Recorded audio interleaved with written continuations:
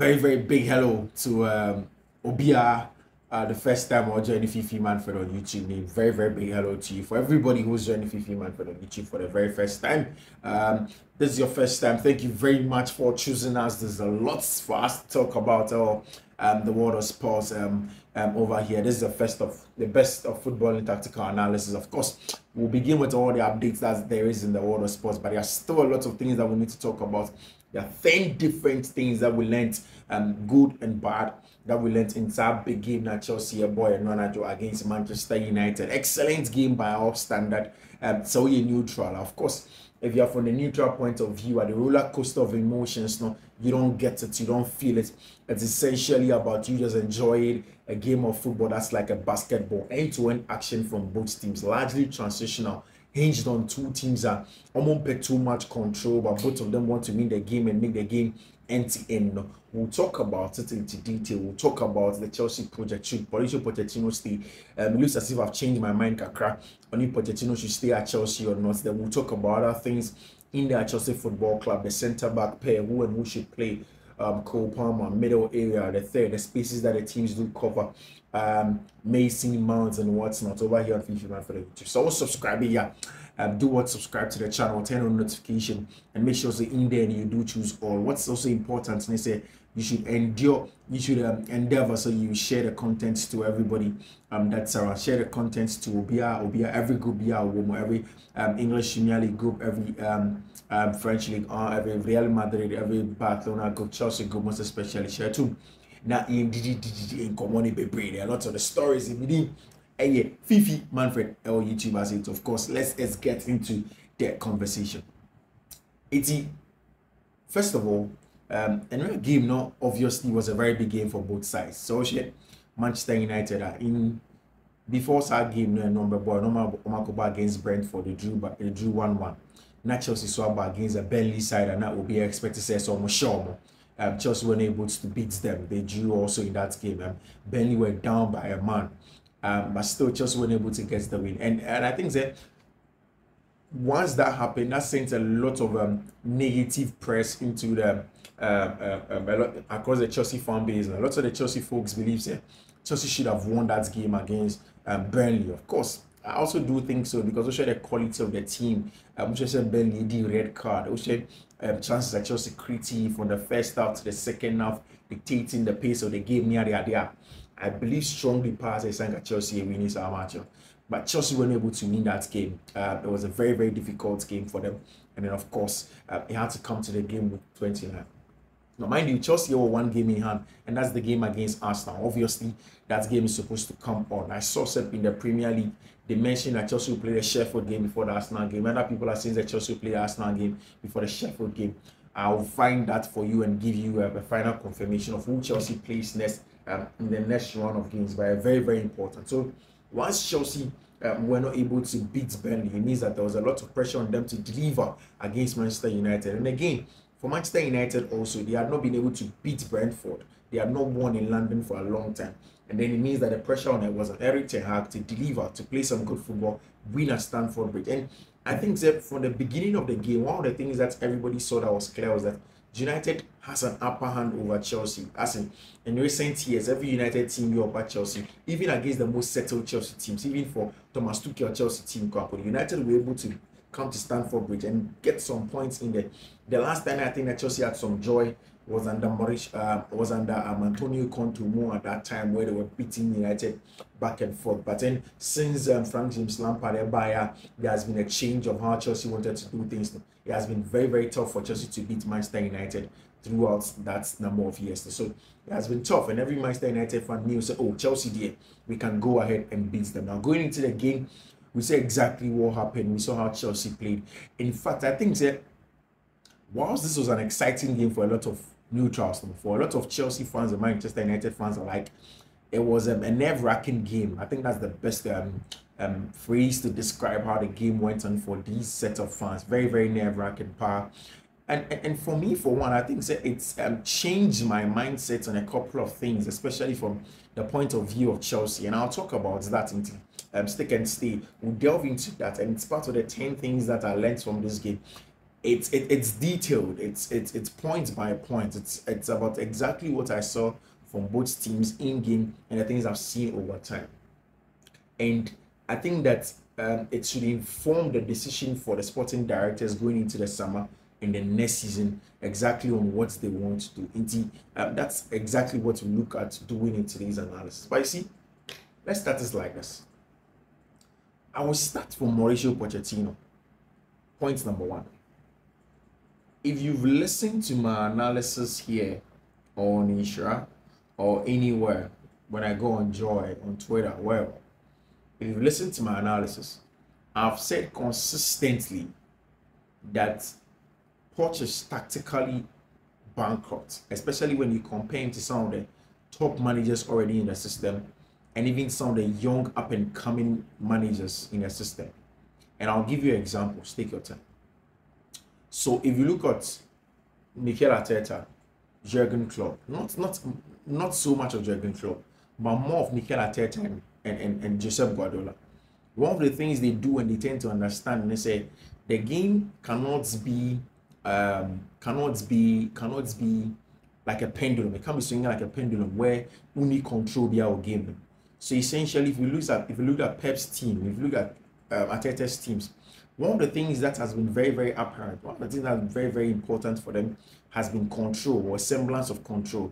So what they do is that their kind of midfielders are much more patient. It is hugely possession based. It is hinged on juego de posición, the Spanish phrase that essentially means positional play. Most players are hinged in certain zones and then have specific responsibilities in these zones, on the ball and off the ball. So that is one way to try and get a lot of control games. Now, Pep Klopp, for one, doesn't play necessarily like that, but he also has ways where he gets control with inverted fullbacks. Any other, they say about once you turn the ball over against it, because he's more direct compared to Klopp, Pep, any Arteta.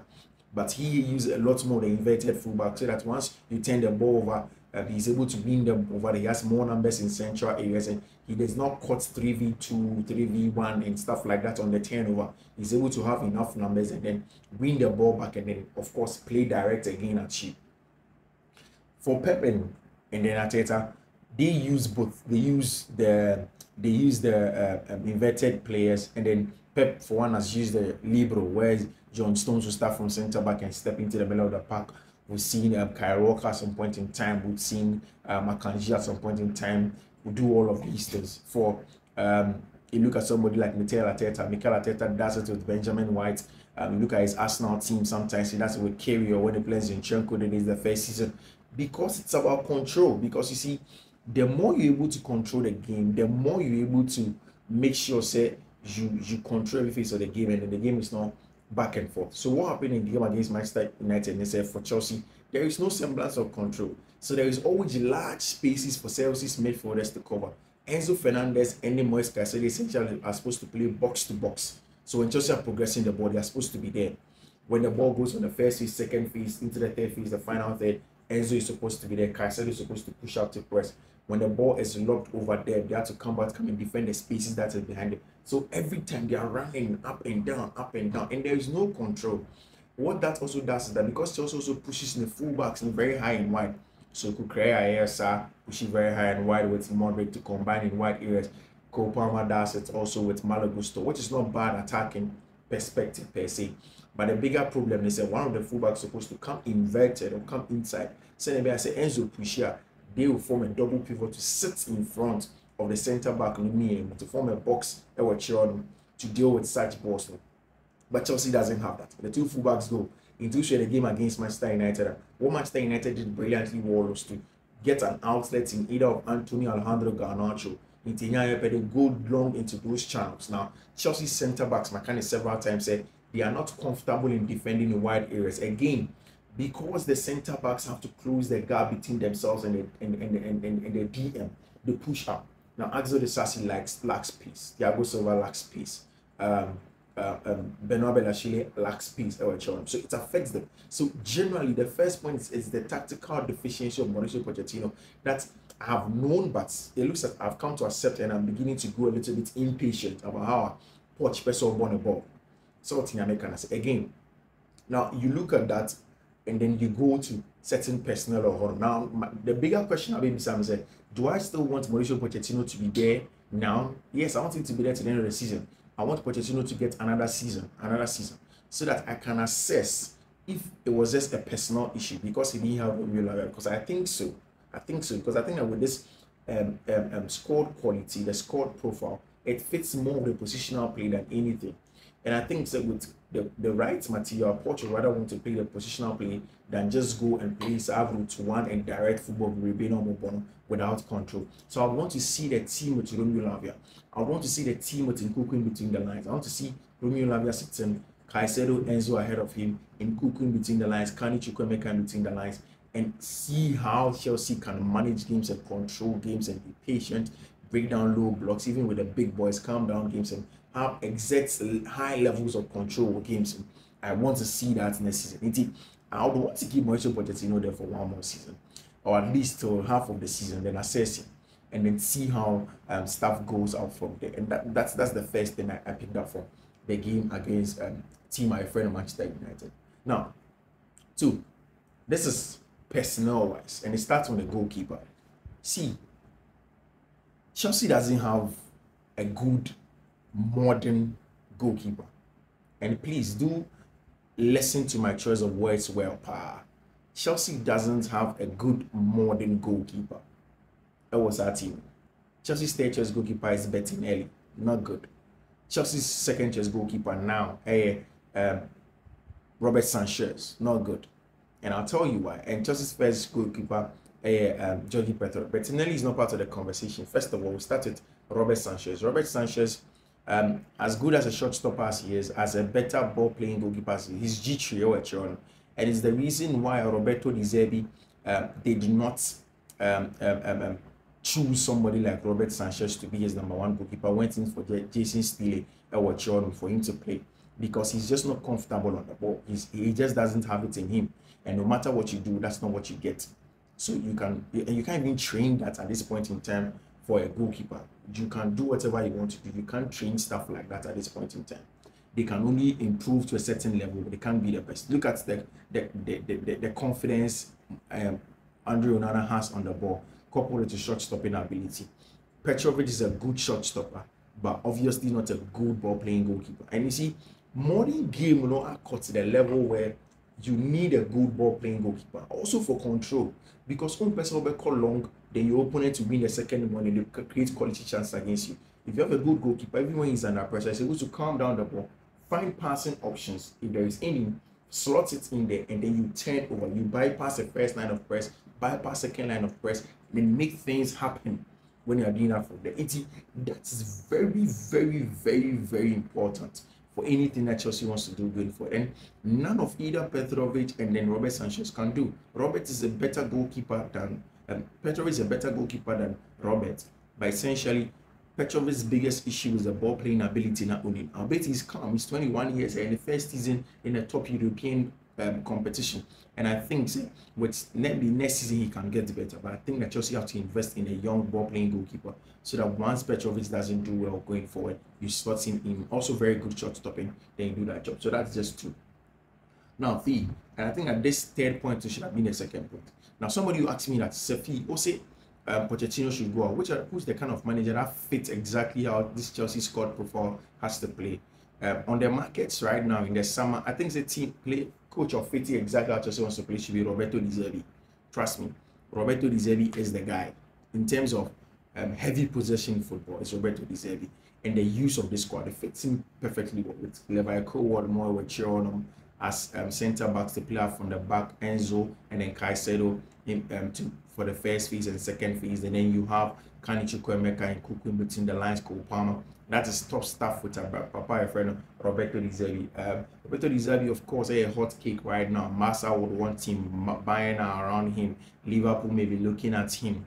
And then, of course, there's a conversation. Say, would he want to leave Brighton for Chelsea? Sad discussions. So Chelsea want to sell Mauricio Pochettino. Let him go. We don't necessarily know. But that's the first thing. Now, the fourth one, and it's the first one. Chelsea centre-back pair should never be Axel Disasi and then Benoit Bellachile. It should never be Axel Disasi and Benoit Bellachile. They were shambolic. See, shambolic is even an understatement in terms of what Axel Disasi and Bernard Belashile were yesterday for Chelsea Football Club. And you see, yesterday I did some digging, and I couldn't sleep. I went back to look at Monaco. The season, I think both of them were the centre back pair. That was Monaco's highest goal scoring goals that they conceded for their team. They failed to deal with a lot of issues, and again, because of the lack of pace, how Chelsea and the Disasi play, there's no pace, especially for Disasi. And what that meant was that every time that Manchester United found Garnacho in wide area, Disasi could not come and defend wide area. Benoit Belashile is rusty. I mean, he's a player that I think that on the ball he's excellent. If you get a very good, matured, right-footed centre back next to him, they can form a formidable partnership.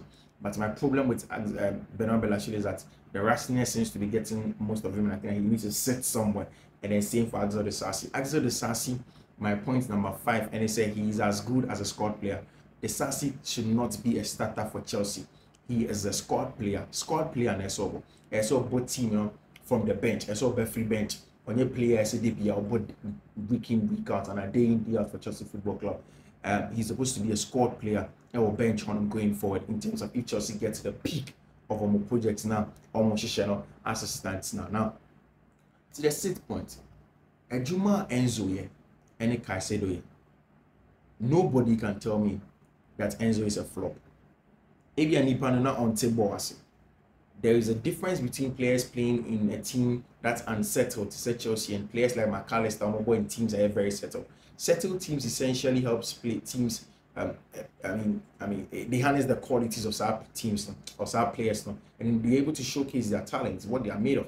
For Enzo Fernandez, he has had to do a lot more than just playing in a settled team. He has had to be a leader and whatnot. And the team is just not settled. The team is not just settled.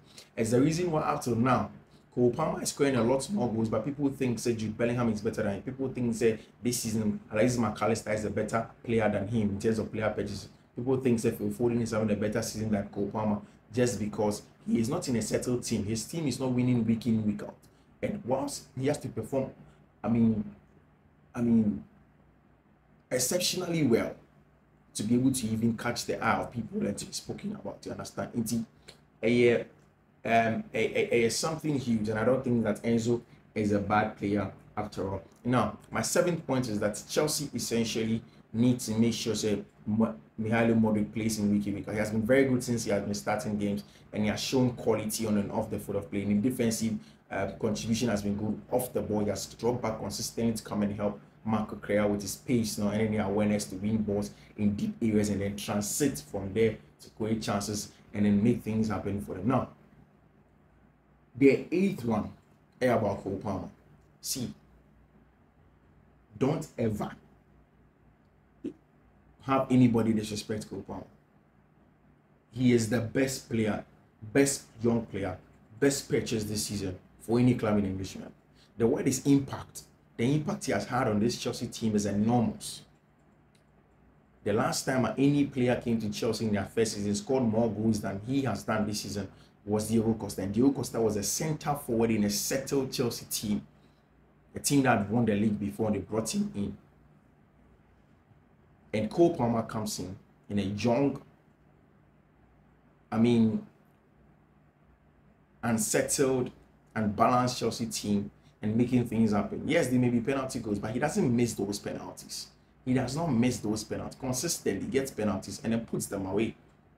And that's exactly what I'm talking about Cole Palmer. And there is that picturesque picture of how Mason Mount, when Chelsea scored the last goal, and then Cole Palmer was carried by, I think, Axel Disasi right in front, above him. There was a Pride of London as written that he is the new kid on the block.